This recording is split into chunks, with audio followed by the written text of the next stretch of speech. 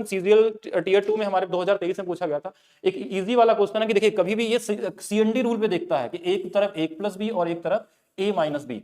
अगर ऐसा कुछ दिया हुआ है, इनके साथ कोई परसेंटेज वाली वैल्यू दी है, तो यहां से सीधा सीधा आप a और b का मान निकाल सकते हैं। और इसका यूज बहुत जगहों पे आगे हम करेंगे।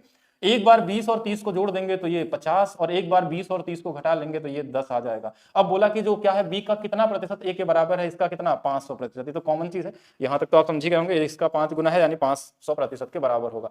एमटीएस में भी वही सेम क्वेश्चन दिया था कि अगर देखिए ये 20 है ये 30 है, तो x का मान कितना 50 और y का मान देखिए एक बार जोड़ना होता है एक बार घटाना होता है, तो कितना हो जाएगा 10। तो यहाँ पे भी ये कितना हो जाएगा 500% के बराबर हो जाएगा। ये बड़ा कॉमन है, पूछा जाता है बार बार, ये रेलवे में मिल जाएगा और एसएससी के एग्जाम में भी मिल जाता है। तो इसमें गुड़ा उड़ा करके टाइम वेस्ट नहीं करना है।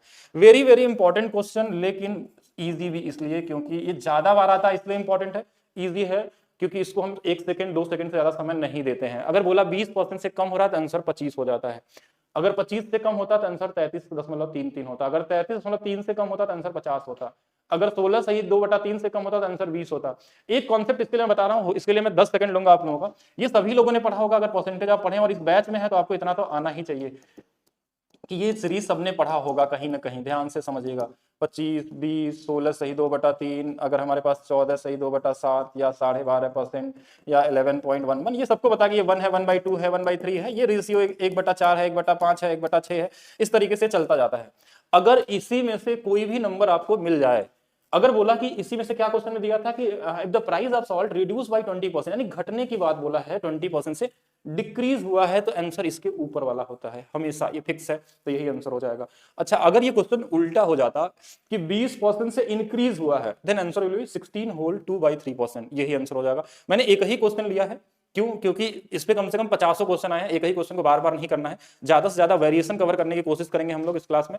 और देखिए तो इसमें जो भी क्वेश्चन आएगा, अगर हम इसी जगह पे ऐसे बोल देते यदि नमक के मूल्य में 25% की वृद्धि हो गई, नहीं 25 नहीं 50% की वृद्धि हो गई, इस बार कमी दिया था हमने, क्या बोला? वृद्धि हो गई, तो कमी कितना करना होगा? जब वृद्धि होगा तो कमी 50 से नीचे वाला आंसर ये आंसर हो जाता, 33 होल 1/3% होगा। लेकिन कोई बोलेगा अगर इस सीरीज के अलावा दे दिया तो कैसे करेंगे, तो आगे मिलेगा, हम लोग डिस्कस करेंगे उसको। चलिए एक और क्वेश्चन देखते हैं। एमटीएस 2022 में क्वेश्चन देखने में बड़ा लगता है कि मुश्किल है, लेकिन कोई क्वेश्चन मुश्किल होते नहीं है। घनाभ के लंबाई और चौड़ाई दोनों में 12% की वृद्धि हो गई। 12% का 2 सक्सेसिव वृद्धि कितनी होती है? 25.44। ये बोलेंगे ये कैसे आगे? ये आपको आना चाहिए। अगर आप यहां तक पहुंचे हैं, इस बैच तक पहुंचे हैं, तो इतना आना चाहिए। अगर हमने बोला 10% की सक्सेसिव चेंज यानी 21 आना चाहिए, 15 बोला तो 32.25 आना चाहिए, जो भी नंबर, 5 बोला 10.25 आना चाहिए, 8 बोला 16.64 आना चाहिए, 9 बोला 18.81 आना चाहिए, कोई भी नंबर, 30 बोला तो 69, 40 बोला 96, 50 बोला 125, 100 बोला 300, इस तरीके से 2 चेंजेस तो आपके माइंड में चलने चाहिए। सीआई में भी काम आता है आपका, अगर आपको सेकंडों में लगाना है। तो क्या हमने किया, ये वही same formula x + y xy/100, इसी को आपको मेंटली करना है प्रैक्टिस। कैसे? अगर हमने बोला 12% तो 12 12 24 और प्लस 12 का स्क्वायर 144 यानी कि 1.44 यानी 25.44, यानी कि ओवरऑल देखा जाए 2 बार वृद्धि हुआ, यानी कि बढ़ा कितना है? 25.44% बढ़ा है। अच्छा, एक चीज अभी हमने बताया था, अगर 25.44 से कोई चीज बढ़ेगा तो घटेगा कितना से? हम मान लेते हैं कि 25.44 नहीं है और ये कितना है? सिर्फ 25% है। अगर 25 होता तो इस पिछले वाले क्वेश्चन से हमने क्या सीखा था कि अगर 25 से बढ़ेगा तो आंसर क्या आएगा? 20 आ जाएगा। अब यहाँ पे तो ये 25 से थोड़ा ज्यादा है तो 20 से थोड़ा ज्यादा आ जाएगा, और वैसे तो इससे ऊपर आंसर तो पॉसिबल ही नहीं है, ठीक है? क्योंकि अगर 25 से बढ़ा है तो आंसर उससे ज्यादा तो नहीं आ सकता, उससे कम ही आने वाला है। तो क्वेश्चन में कैलकुलेशन बनाना चाहेंगे तो बना लेंगे आप लोग। इसको लगाने के लिए बहुत सारे लोग अलग अलग रेशियो भी लगा सकते हैं, कैलकुलेशन करके इसको भी कैलकुलेशन करने की कोशिश करेंगे। नहीं, ये सब कॉमन सेंस वाली चीजें हैं। अगर आप सही ढंग से पढ़ते हैं तभी आप एग्जाम में सही मार्क्स ला सकते हैं। अगर एक बहुत सारे स्टूडेंट ऐसे क्या होते हैं, प्रैक्टिस कर करके ये सारी चीजें अपने माइंड में खुद ला देते हैं बिना किसी से पढ़े, और वही लोग टॉप करने वाले होते हैं और ज्यादा से ज्यादा मार्क्स लाते हैं।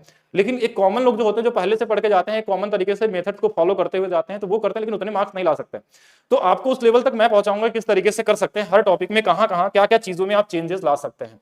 कुछ क्वेश्चन जैसे इजी वाले हो गए। 55% छात्र लड़के हैं और लड़कों की संख्या पूछा गया, 55 से कटने वाला एक ही ऑप्शन था, तो इसमें तो कुछ नहीं करना।